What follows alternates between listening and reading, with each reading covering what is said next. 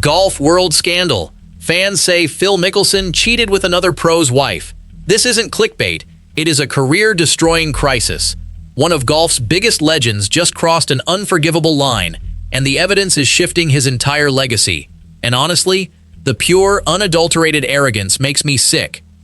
Regular golf fans are struggling to afford basic greens, fees, and equipment, yet these country club elites allegedly think they can cheat with absolutely no consequences. It is a disgusting display of entitlement, proving these spoiled athletes care about nothing but their own selfish desires and protecting their massive egos at all costs.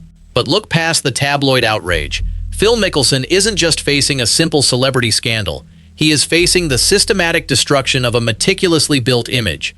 He realized the Inner Circle Shield was a brilliant scheme designed to hide his behavior away from his wife and directly onto his unsuspecting friends. Let me show you exactly how this worked and how it ultimately destroyed his career. Personally, I think the evidence has him cornered. Do you believe his denial, or is he guilty? Drop it below. And if uncovering golf's hidden scandals is your goal, subscribe so you don't miss what's coming. To understand why this scandal has hit the golf world so hard, you first have to understand who Phil Mickelson was before any of this came out. For more than 3 decades, Phil was the people's champion. He was the guy who walked onto every green with that grin. The guy who took risks no one else would take. The guy who hugged his wife after every major win and made the whole world believe he was different from the other superstars. That image wasn't just carefully built, it was meticulously maintained. For years, it worked perfectly. But that image started cracking in 2022. That's when Phil made comments about Saudi Arabia that exploded in his face.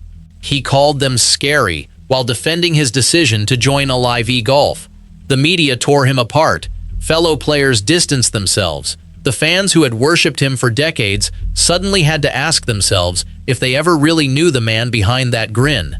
That was the first major hit to his reputation. It wouldn't be the last. Then came the LIV Golf defection itself. Phil walked away from the PGA Tour, the organization that made him a star, for a reported $200 million.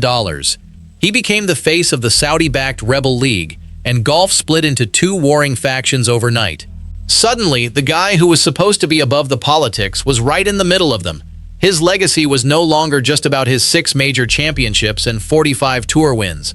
It was about the money, the betrayal, and the question everyone was asking: was this the real Phil Mickelson? That question is now being answered in the worst possible way. What golf fans didn't know was that this wasn't a recent problem. The truth had been buried for years, and it all started with a single tournament. A tournament where something happened between Phil and someone he should never have crossed. That moment would eventually cost him everything. Could he really be the man he seemed to be? Before we get to what happened at that tournament, you need to understand the man at the center of it all. Phil Mickelson wasn't just any golfer. He was one of the greatest to ever play the game. 6 major championships, 45 PGA Tour wins, a career that spanned 3 decades and made him a household name. He was the left-handed wonder who could pull off shots no one else would try, smiling through everything so fans felt like he was one of them. But that was the image.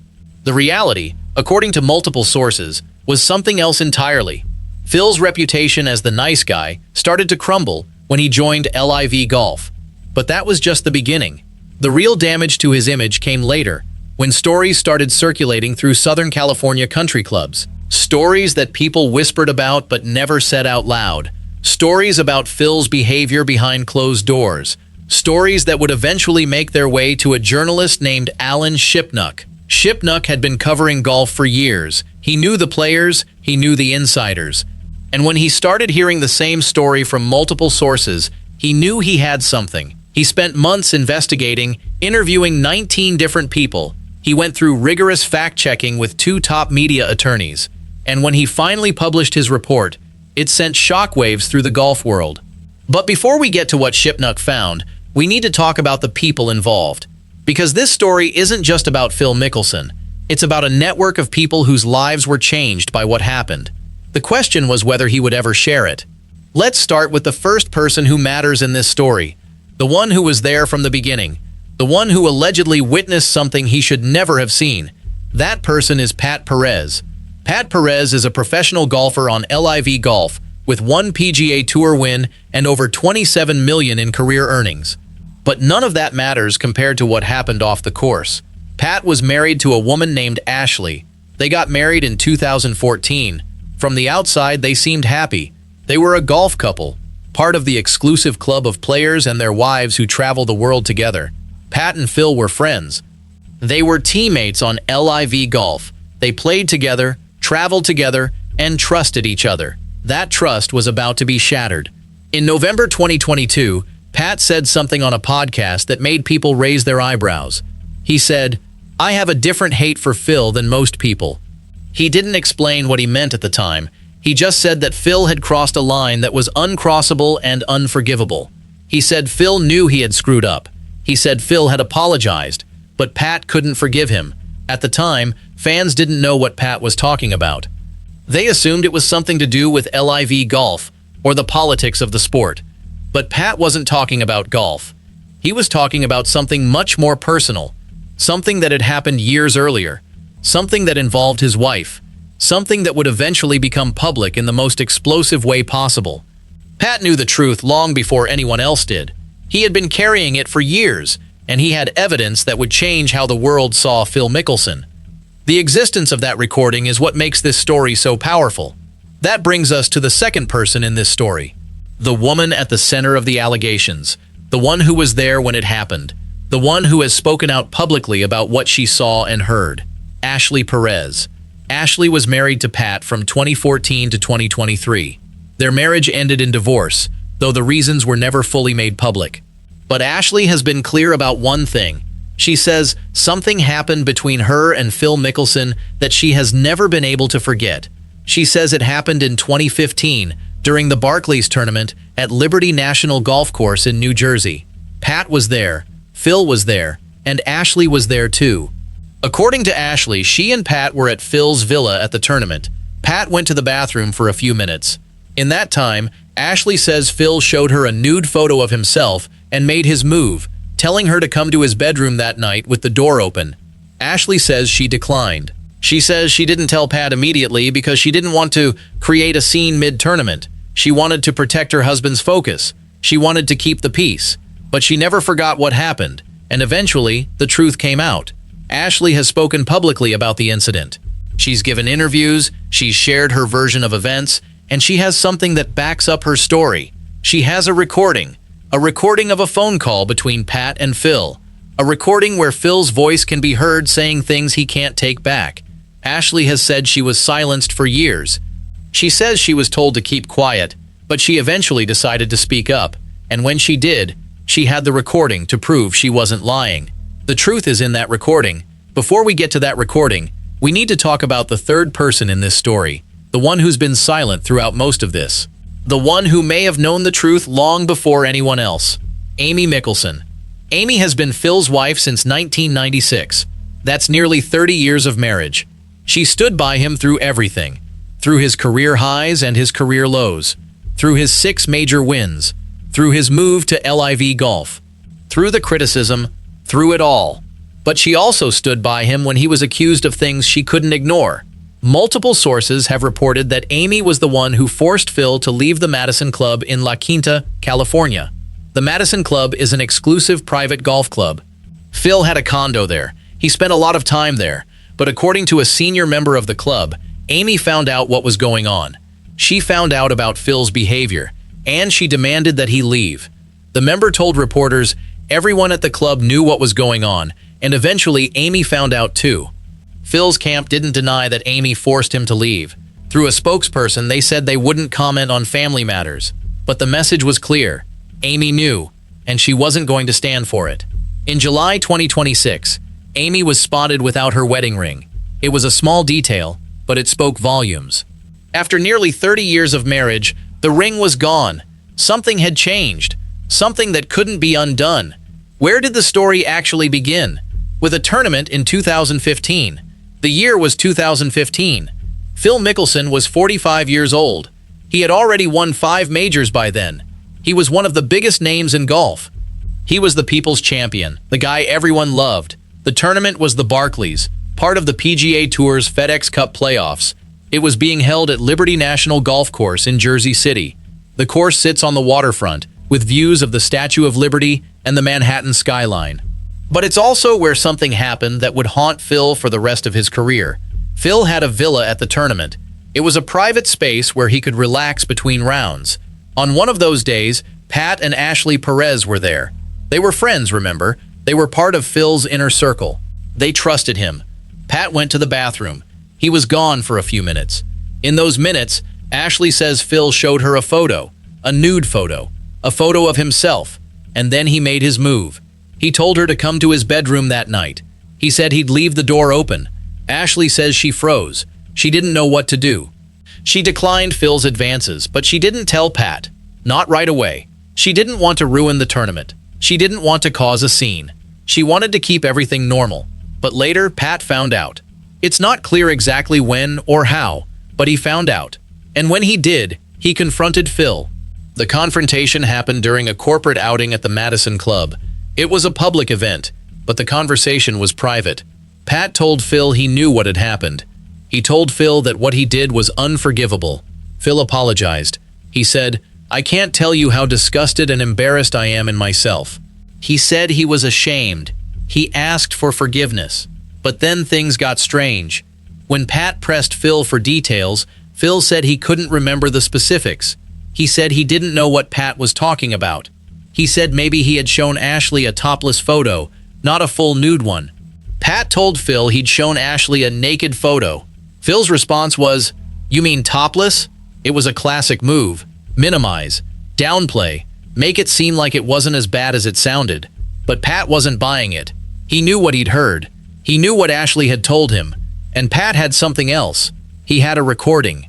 He had recorded the phone call with Phil. He had 26 minutes of Phil apologizing, then backtracking, then minimizing, then apologizing again. It was Phil's own voice, captured forever. The recording was Phil's confession. Not a legal confession, but a confession nonetheless. He admitted to something. He apologized for it, and then he tried to make it seem like it wasn't that bad. 3 clubs, 3 separate incidents, a pattern of behavior that couldn't be dismissed as a single mistake. The Farms Golf Club in Rancho Santa Fe, California, is one of the most exclusive clubs in the country. Phil was a member there. He played there. He spent time there. In spring 2026, Phil was at the Farms when something happened. According to multiple sources, Phil was accused of non-consensual and inappropriate physical contact with a female employee at the club. The incident was so serious that Phil was removed from the club mid-round. He had to leave the course in the middle of a game. He never came back. The club's leadership terminated his membership. While they didn't go public with details, word spread quickly, and people in the golf world started whispering about what had happened. Phil's camp said the allegations were false. They said he had video evidence that proved his innocence. They said the Farms had made a mistake, but the Farms had a different story. They said there were no cameras in the area where the alleged incident took place. They said Phil's claim of video evidence didn't match their records. Someone was lying. Either Phil had video evidence that he was innocent, or the Farms was covering something up. It was a he said, they said situation. But it wasn't the only situation. The Madison Club in La Quinta was another exclusive club where Phil had a condo. He spent a lot of time there. He had friends there. He had secrets there. According to sources, Phil had affairs. He had women stay at his condo. He lied to his wife about where he was. He paid people to cover for him. One of the most shocking details involved a club employee. Phil allegedly paid this employee $500 to drive his phone around. The employee would take Phil's phone and drive it to different locations, making it look like Phil was somewhere else. He was hiding his location from Amy. Phil's camp didn't deny this. When asked about it, they said they wouldn't comment on family matters. It was a pattern, a system. Phil had created a way to live a double life, and he had been doing it for years. The Bridges in Rancho Santa Fe was another club where Phil had honorary membership. He used it to play golf and socialize. But he also used it as part of his system. The same employee who drove his phone around may have been involved at the Bridges as well. The same pattern. The same secrecy, the same lies. It was all coming out now. 3 clubs, multiple incidents, a recording, 19 sources. It was more than just gossip. It was a pattern of behavior that couldn't be ignored. Phil says the video exonerates him. The club says there are no cameras. Someone is lying. And the truth is in that recording. But Phil wasn't going down without a fight. Phil hired a lawyer named Tom Clare. Tom Clare is a top defamation attorney. He's known for taking on high-profile cases and winning. Through Clare, Phil made his position clear. He denied some of the allegations as false. He called the scratch report an anonymously sourced drive-by shooting. He said the report was heavy on implication, but unsupported by on-the-record sources. Phil also claimed to have video evidence that contradicted the Farms Golf Club allegations. He said the video would prove his innocence. But there was a problem. The Farms Golf Club said there were no cameras in the area where the alleged incident took place. They said Phil's video evidence couldn't exist. They said his claim didn't match reality. It was a contradiction. One side said the video existed. The other side said it couldn't. Someone was wrong, and the truth was in the recording. Phil's spokesperson, Jennifer Connolly, also made a statement. She said Phil had acknowledged mistakes he has already acknowledged. She said Phil was focused on his family, but she didn't deny the Ashley Perez incident. She didn't deny the phone tracking. She didn't deny the club removals. She just said Phil was sorry for whatever mistakes he had made. It was a carefully crafted statement that said very little while sounding like it said a lot. The golf world was divided. Some fans defended him. Others felt betrayed. But Phil's response would only make things worse. Some fans defended Phil. They said the allegations were unproven. They said he was being targeted unfairly. But others felt betrayed. They had worshipped Phil for decades. They had believed in him. And now they were hearing things they couldn't ignore. Chris Solomon from No Laying Up said it best. He said, "Golf's worst-kept secret is out." Robert Lucetich added, "This story has been circulating throughout high-end country clubs in Southern California for a few months." And Rick Golf summed up the feeling of many fans. He said, "Phil's legacy has taken a huge hit over the years and now is at rock bottom. Some of our golf heroes just aren't good people, and that sucks." The fans were angry. They were disappointed. They were confused. How could the man they loved be the same person accused of all these things? The media was reporting on it constantly. Fox News picked it up. The Daily Mail ran headlines. The Mirror wrote articles. The BBC reported on it. Golf Digest did its own investigation. Everyone wanted to know the truth. But Phil wasn't giving them the answers they wanted. Phil's silence spoke louder than his denial. He never said those words. "I didn't do it." And that left golf fans with one question. Phil hasn't played golf since March 2026. He stepped away from LIV Golf, citing a family health matter. He hasn't explained what that means. He's been completely silent. He's played only one LIV tournament in 2026, remaining absent from the public eye and becoming a ghost. LIV Golf's new CEO, Scott O'Neill, is reportedly questioning Phil's future with the league. The $200 million contract might not protect him from the fallout. Amy, meanwhile, has been seen without her wedding ring. After nearly 30 years of marriage, the visual was unmistakable. Something had broken, something that couldn't be fixed. Phil's career is in limbo. His marriage may be over, and the recording that could clear his name, or destroy it forever, is still out there. There are so many unanswered questions. Will Ashley release the recording publicly? Will Phil release his video evidence? Will more women come forward? Will Phil ever play golf again? No one knows. But one thing is certain. The court of public opinion has already decided. Most golf fans believe what they've heard. They believe the accusations. They believe the recording is real. They believe Phil crossed a line. They believe that Phil Mickelson, once golf's most beloved champion, is now a pariah. And the saddest part? He had it all. He had the talent. He had the fame. He had the love of the fans. He had everything anyone could ever want, and he threw it all away. For what? A moment? A mistake? A pattern of behavior he couldn't stop? Only Phil knows the truth, and he's not talking, so we're left with the evidence, the recording, the sources, the pattern, the silence, and the question that can't be answered. The truth is that Phil Mickelson's carefully built image has crumbled.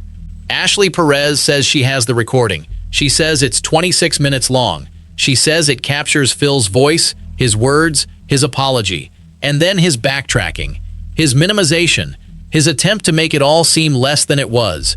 If the recording is real, it changes everything. It takes the allegations from he said, she said, to something more. It makes it harder to deny. It makes it harder to defend.